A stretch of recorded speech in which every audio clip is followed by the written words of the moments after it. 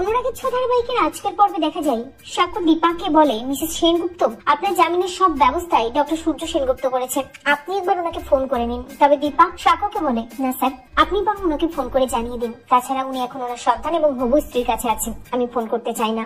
এরপরই দেখা যায় যে সাক্ষ্যর মা দীপাকে বলে যে আমাদের সাথে আমাদের বাড়িতে যেতে, কারণ জয়ী তার জন্য অপেক্ষা করছে। সাক্ষ্য জয়ীর কানের দুল দীপাকে দিয়ে বলে, এটা আপনার প্রতি আমার মেয়ের সম্মান, আমার মেয়ে আপনার জন্য অনেক পে করেছে। জয়ীর ভালোবাসা পেয়ে বেশ অবাক হয়ে যায় দীপা। দীপা খুব কাঁদতে থাকে এবং সাক্ষ্য আর সাক্ষ্যর মাকে বলতে থাকে যে জয়ীর চোখের অপারেশনের সব টাকা সে জোগাড় করবে, সে নিজেকে কথা দিয়েছে, আর যেভাবেই হোক না কেন বিগ বংকে ওই ইভেন্টে জেতাবে।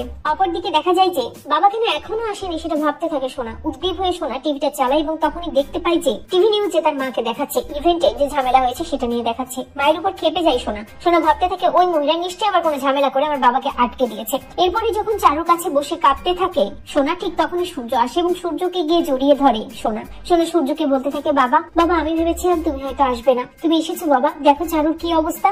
অন্যদিকে দেখা যায় জয়কে উর্মি এবং উর্মির মা বলতে থাকে দীপাকে জেল থেকে ছাড়ানোর কোনো একটা ব্যবস্থা করতে, কিন্তু জয় কিছুই করে না, হাত পা গুটিয়ে বসে থাকে। কাকাইয়ের কাছে জয়ের ব্যবহার সন্দেহজনক মনে হয়। কাকাই জয়কে প্রশ্ন করতে থাকে, জয় সত্যি করে বলতো তোর কাছে ওই লোকগুলো এত টাকা কেন পায়, আর ওই লোকগুলো তোকে কেন বা বারবার ফোন করছিল, তুই সেদিন ইভেন্ট থেকে কোথায় গিয়েছিলি, গহনার সব দায়িত্ব তো তোর উপর ছিল, তুই আবার এই সবকিছুর সাথে জড়িয়ে নেই তো। বারবার যখন কাকাই জানতে চায় জয় আরো বেশি ভয় পেয়ে যায়। এরপরে দেখা যায় একসময় জয় চুপচাপ বসে কাঁদতে থাকে এবং বলতে থাকে, বৌদিদি তুমি আমাকে ক্ষমা করে দাও বৌদিদি। ঠিক তখনই কাকাই হাজির হয় এবং কাকাই জয়কে বলে যে জয় আমি জেনে গেছি তুই আসলে গহনাটা চুরি করে দীপার ব্যাগে রেখেছিস, সূর্য এলেই আমি এবার সূর্যকে সব কথা বলবো। ঠিক তখনই জয় কাকাইয়ের কাছে হাত জোর করে ক্ষমা চায় এবং কাকাইকে সত্যিটা কাউকে বলতে বারণ করে। অপরদিকে দেখা যায় দীপা বিগ বাং এ যায় এবং বিগ বাং এ সবাই দীপাকে ওয়েলকাম করে, দীপাকে সবাই ফুল দিয়ে বরণ করে নেয়।